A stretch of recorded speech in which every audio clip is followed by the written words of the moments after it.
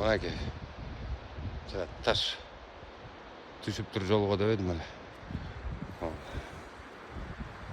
Айрылыш деген жайда.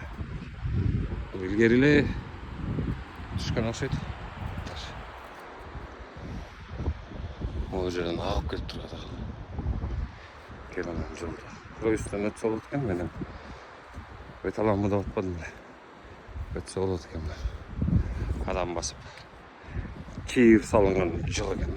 Жок, чийир салынган жол деген турганда ол биринчи кадамдар да, каардын үстүнөн биринчи бассаң же биринчи ушул жолдон бирөө жарым басса, ошол чийир жолду салды делет да.